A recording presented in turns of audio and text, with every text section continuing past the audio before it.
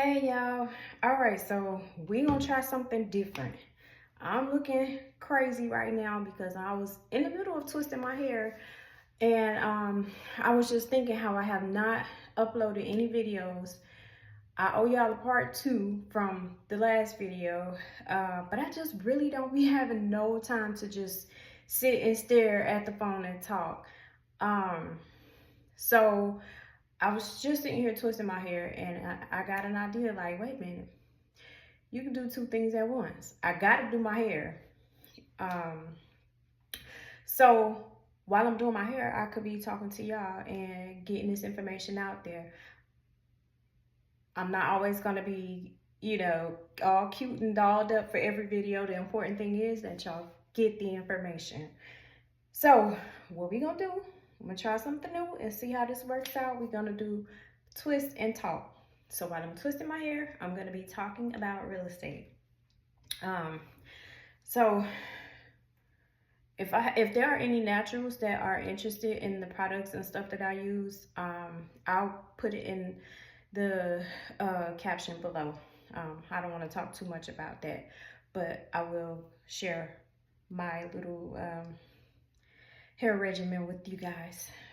But anyway, so my last video that I talked about or that I posted was about the different ways to buy a house. And I said that I owed y'all a part two. So I'm going to finish that now. So other ways to buy a house. If you lost and you don't know what I'm talking about, just go ahead and watch the previous video and then come back and watch this one. But part two, so other ways to buy a house, you can buy land. You don't always have to buy a house that's already completed. You don't have to buy a house that's in a tract home community. A tract home community is like a master plan community where it's a neighborhood. It's a master plan community that has a HOA and it has an entrance and all the houses are right next to each other. That's a tract home community. That's the traditional way of buying a home, and everybody doesn't have to do that. There are other ways to buy a house. So land, you can buy you a lot. There are custom home builders that build on your lot. Wherever you buy any piece of land that you buy, these custom home builders will build on your lot, and that's different from new construction. A lot of people get new construction confused with custom build. They think just because you're building a brand new house, that means that you can get it however you want and you can, choose your own floor plan and all that. And that's just not true. With new construction, you have to choose from the floor plans that builder offers, and you can't make any modifications until you get up in those higher price points. Then you can get into like some semi-custom builds, but don't confuse custom build with new construction. So yeah, so you can buy a lot. You can buy a lot that's in a community, and everybody that buys a lot in the community, you're building up your own community. Or you can just find a piece of land just off, somewhere by itself and do a custom build on that land. The good thing about buying land that's not in a community is that you can buy it and just sit on it. You don't have to build right away. When you build in a community, they want their community to be finished and look developed. So you may have some time restrictions that you have to meet. That you have to have your house built by a certain time within a certain amount of months or year. When you buy in a community, when you buy just land, just out anywhere, you do what you please. You can sit on that land for 5 years if you want to. So that's actually my next plan. I'm in my third house now in the tract home community. I think I'm over it. I'm ready to get my own land. I need some acreage so I can spread out and do some other things. So once you get up in age, that's you start seeing the world different. So that's where I am personally. And because that's what I want to do, I'm very interested in helping other buyers do the same thing. So um, that's a great option for you. Now, I will say not to rush into buying land, because especially in Houston, because it's so wide and spread out here, there's so much to see. So if you're not from here and you're not familiar with the area, I would recommend getting here first and seeing what Houston has to offer, what the outskirts has to offer, and and then you can make your choice then, because I'd hate for you to rush and just pick a piece of land and then 3 months later, 6 months later, you find another area that you like and you're like, oh man, I would have brought this if I knew it was out here. So take your time with that, because when you buy land and you build a house, that's kind of like a forever thing, unless it's for investment purposes. But if it's for you, a home you're building for yourself, take your time. Another way to buy a house is 55 plus communities. If you're in that age bracket, you can be in a community with people your age. You know what I'm saying? There are some people, once they get up in age, they don't want to be around a bunch of kids. They don't want to have to worry about kids playing in the street, kids making noise at the playground, or anything like that. They just they're just active adults, and they just want to be around like-minded people. They want to do activities that people their age do. And that's the great thing about 55 plus communities. Those communities are catered to them, okay? They have a coordinator. They have an events coordinator that plans events for them every week. Every week at their clubhouse, they plan events and, different activities for the neighbors to come and do together. And that's a great way to meet other people, because up in that age range, a lot of people are retired and they get lonely if they don't have, family or friends. So living in a 55 plus community, that's just a wonderful way to meet other people. It's a great way to, be able to get out and do activities, things that you enjoy. You can also make suggestions to the activity coordinator about, hey, can we try this one week? But let me tell y'all something about these communities. Back in the day, 55 plus communities, the houses used to look, they weren't the greatest. But now, these houses, I'm jealous. I'm like, I can't wait to be 55. And I'm not too far from that, really. I am gonna be 40 this year. So, that's kind of the age range that I would like to start working with now that I'm getting older. When I first started real estate, I was younger, so I was, out there hustling. But now that I'm older, I would like to start working with my 55 and great community. Y'all are, when you're looking for a house, y'all are serious. You're serious buyers. You're mature, and that's what I look for. Looking for more mature buyers. So I have shared some 55 plus communities on my Instagram. So if y'all are not on my Instagram, please follow me at Your Favorite Realtor LV. That's that simple. So I've shared some 55 plus communities in the Houston outskirts areas. Great builders, by the way. So yeah, I'm ecstatic. I'm excited to show and sell some 55 plus homes. It's just a better way. I won't say better, but it's a great way for 55 and older to live. I just really like that they coordinate the events and the way that they're building the houses. They're very modern. Like, grandma house is not gonna look like grandma house did in the 80s. Okay. The houses are gorgeous, gorgeous, gorgeous, and everything that they do, they make it functional for that age group. Because as we get older, you know, our knees ain't the same, our back, and we have all kind of hip problems and stuff. So they really cater to that age bracket, and they consider every stage of life.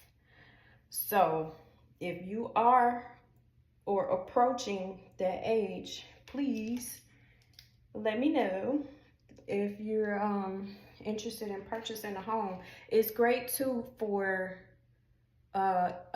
vacation homes. So even if you don't plan to live in Houston, you know, we got a lot of snowbirds. People come down here in the winter months, and you don't want to stay with your kids and, you know, your teenage or your adult kids. You don't want to pay for a hotel. So a lot of people travel in their RVs, they stay in their RVs, or you can buy a vacation home. So that's that. So we got land, and we got 55 plus. The duplexes. People keep calling me, asking me about multifamilies, because y'all see this stuff, these influencers on TikTok and YouTube and all this stuff. Yes, you can buy a multifamily. Yes, you can live in one of the units and rent out the other unit. Yes, you can. But I think what y'all are not realizing is that multifamilies are not cheap. A lot of y'all are being influenced into thinking that, oh, I could get me a little multifamily for $200,000, rent one unit, stay in the other one, and make money. You're not gonna find a $200,000 multifamily in Houston. If you do, it's trash and it needs a complete rental. Okay. So even at $350, I was looking at some for a buyer last week, and he wanted to max $350, and it's not happening. Everything at $350 is a fixer. He doesn't want a fixer. He wants turnkey, move-in ready. You're not gonna get that at $350. So y'all stop falling for everything these influencers is saying. But it is true that you can purchase a multifamily and live in one and rent out the others, and that will be considered your primary residence. So you don't have to get an investment loan. You can get a regular FHA or conventional loan and do the normal 3%, 3.5% down, versus a 10%, 20% down payment. So that part is true. The part that's not true is that multifamilies are so cheap. You still gotta qualify for the loan amount. So, so that's that. And it's a few other things that I wanted to discuss. It's been so long. New construction. There are different phases of new construction that you can purchase in. So you can pick a lot in a community and build from dirt. That's one way. Now, even building from dirt is still not a custom build. You still have to choose one of their floor plans, and you can make your selections, like what type of flooring you want, what type of countertops and cabinets. You can make those selections, but you can't say, okay, I want to put a bedroom right here, move this there, move that there. You can't do that. You can't change the layouts. But you can pick your finishes, and even structural, you can pick what type of brick you want on the outside, what color stone you want. But again, you're limited to what they offer. You can't bring in your own material. You can't say, I want to go get this from Home Depot, or I know somebody in China I can get this stuff from. No, you have to use their material. And so they'll have a few options in their design center for you to choose from. And that's what you're limited to, what they offer. So that's building new construction from dirt. The other way to buy new construction is inventory homes. Inventory homes that's when the builder has already started building a home and they just need a buyer for it. They've already picked out the options and you just have to like what they pick. You know, they'll have several different inventory homes to choose from. So one home may have gray cabinets, the other home may have white cabinets. So you just pick what you like.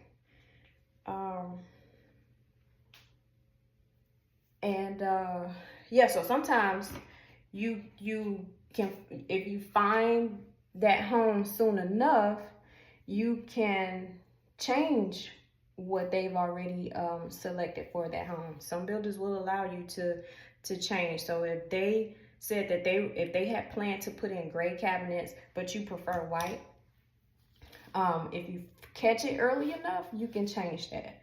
But if they're already dead set, like, nope, this is what we chose, we're not changing it. If you want to change it, you got to pay $250. You will run into that. So that's the other way to buy new construction. It's called inventory homes, where the home is they've already chosen what floor plan is going on a particular lot. And again, you can get that at different stages. So you can get it at a stage where maybe so far they've only done the foundation, or you can get it at a stage where they've already started building and they'll be finished in 45 days. And you definitely can't make any changes at that point. You can find some that are already completed. They're finished. They just need to sell it. They just need a buyer. So there's different stages to buy new construction homes. Now, you get the best incentives on the completed homes, because builders don't like building homes and sitting on empty homes. They don't like that. It costs them money. So it costs them money. They have to pay the mortgage on the house once it's completed. They have to pay the mortgage. They have to pay the light bill, water, utility, maintenance, keeping the yard up. And they don't want that responsibility. They want to sell homes before they're even finished building. So that's why they offer the best incentives on inventory homes, whether it's already started building or if it's already completed. So for me, if you can close in 30 to 45 days, 60 days, I say new construction is the best way to go, because you can get an inventory home, brand new home. It's just been sitting there, and you get all those good incentives on it, you know? So what do I mean by incentives? Incentives is what the builder offers is money. They're offering you money to buy this house because it's costing them money for them to keep it. So they rather,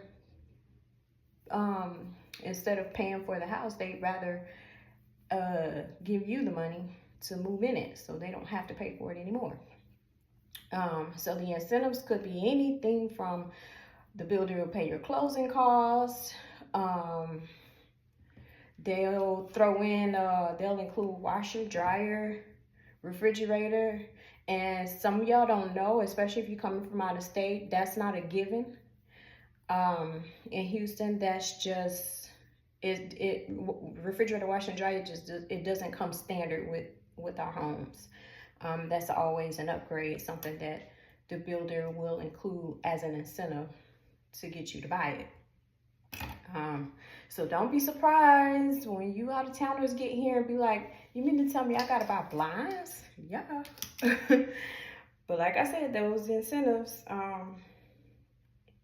will sometimes include the blinds, and will include the appliances. The appliances that do come standard with homes are the dishwasher, microwave, and stove. Those you will always get. But the refrigerator, washer, and dryer, builders are not required to include those. So those are the different stages that you can buy new construction. So whether you have a lease that's ending in a year or a month, new construction is an option for you. Because if you have a lease ending in a year, then you have time to build a house from dirt. That usually takes about 6 to 8 months. So you got time to build your house from dirt, and you want to start your process at least in like the 3rd month of your lease, to make sure you give them at least 9 months, or give yourself time to shop and find something that you like, and then go under contract and let them build a house and everything. So I say at like month 3 of your lease is when you need to start your process if you want to build from dirt. If you are looking for something that's already built, it is possible to start shopping too early. So it's really just a timeline thing.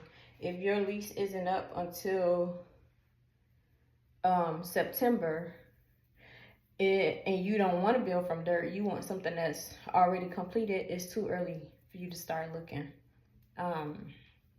Because if the house is already built, they want to close in 45 days or less. They don't like long escrows. They won't do it because they feel like we'd rather just leave the home available for somebody else that can close sooner. So we're not going to hold this house for you for 3 months.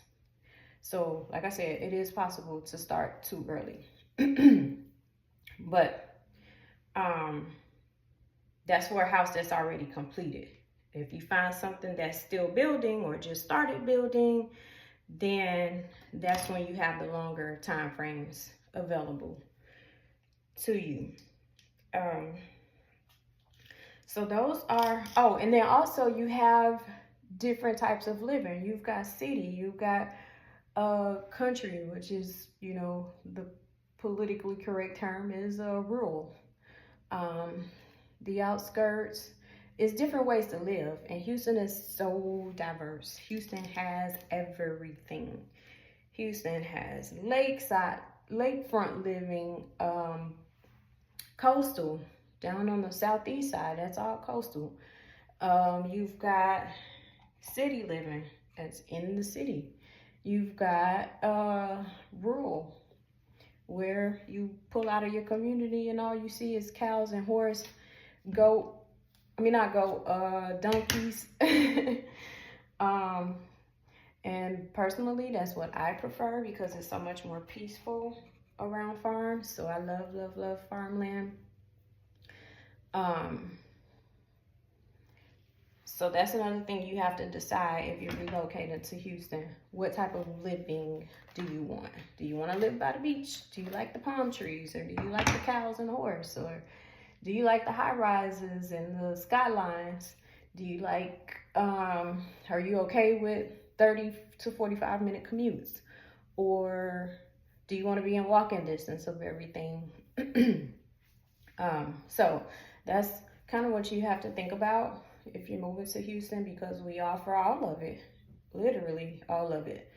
Different ways to live here. And that's why I like it here. It's very diverse in many ways. So those are a few ways to buy in Houston. So I'm gonna wrap this video up. I think I only got like one more twist.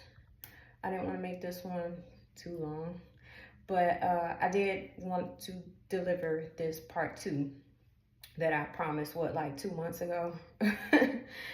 But I am going to, I don't know, y'all tell me what y'all think about this twist and talk. I know the girls probably love it, my naturals. But this is the only way that I can get these done, because if I'm always trying to wait until I'm cute and got on makeup or a cute outfit, I just don't have time to sit down and do this all the time. So if I can multitask, listen, it works for me, and I hope it works for y'all. I hope y'all like this. Y'all let me know, and I'll continue to do this. That will also help keep me consistent with my wash day if I can do these at the same time. So anyway, y'all let me know if you got any questions. I have been getting phone calls and texts from people that take the chance and reach out from my YouTube videos. So that's why I want to keep doing them, because you know, sometimes I feel like nobody be watching these, nobody be listening. So I'm not even finna do it no more. But every now and then I get a call or a text from people thanking me for sharing some information that I shared, that stuff they always wanted to know but just didn't even know how to ask the questions. So I want to keep delivering these. So y'all keep sharing and keep watching. All right. I'll come with another one probably next week. All right. See y'all. Thank you for hanging out with my twist and talk.